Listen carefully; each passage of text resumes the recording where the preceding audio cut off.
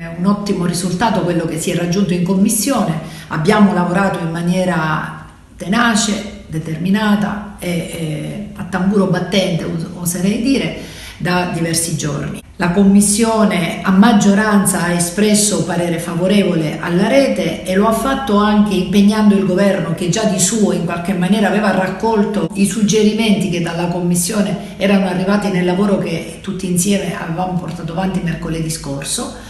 Per cui quello di oggi è veramente un risultato importante. Primo, perché la rete ospedaliera ora potrà essere valutata nelle sedi opportune a livello nazionale, e perché questo darà intanto stabilità alla sanità regionale siciliana da un lato e permetterà lo sblocco dei concorsi dall'altro lato. E quello che la Commissione oggi ha fatto è stato un lavoro che si era in qualche maniera già concordato e concertato con gli uffici del governo, e attraverso l'atto di indirizzo non abbiamo fatto altro che rimarcare alcune lacune che andavano colmate. Per esempio una unità semplice di ginecologia presso l'ospedale di Petralia e presso l'ospedale di Lipari.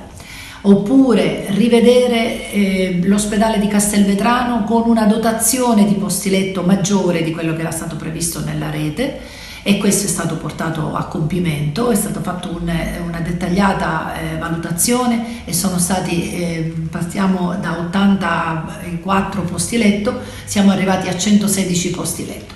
Devo dire, provincia per provincia la Commissione ha fatto un lavoro meticoloso. Per quanto riguarda la provincia di Agrigento, un dato importante è dato dalle unità operative complesse che sono state inserite, dal lavoro fatto per quanto riguarda le unità dipartimentali, l'importanza dell'ospedale di Sciacca come DEA di primo livello, la farmacia di Sciacca che era stata messa come semplice o l'abbiamo riportata a unità dipartimentale. È stata reinserita la farmacia di Ribera.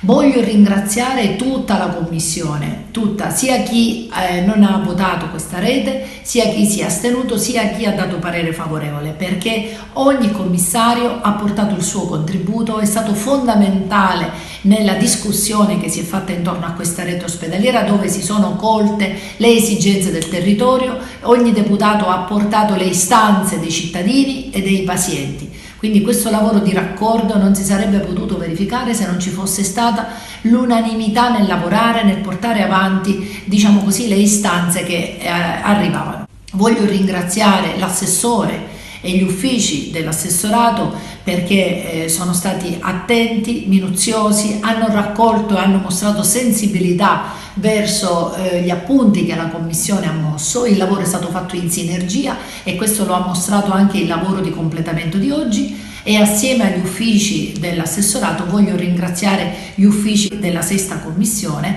perché come sempre succede, sono gli uffici che poi lavorano oltre l'orario, oltre le audizioni, oltre tutto, e che hanno permesso poi di fare un lavoro che è un cucire insieme piccole parti che hanno fatto poi oggi un capolavoro. Almeno la Commissione si augura che questo sia raccolto all'esterno come il massimo che si poteva fare, stante al decreto Balduzzi e stante a delle norme e a delle regole rigide a cui ci dobbiamo attenere, perché lo scopo e l'obiettivo sia della Commissione che del Governo è stato in tutti questi mesi quello di arrivare a Roma con una rete non solo condivisa da noi ma spendibile a livello nazionale per essere approvata. Il grande risultato sarà l'approvazione a livello nazionale della rete.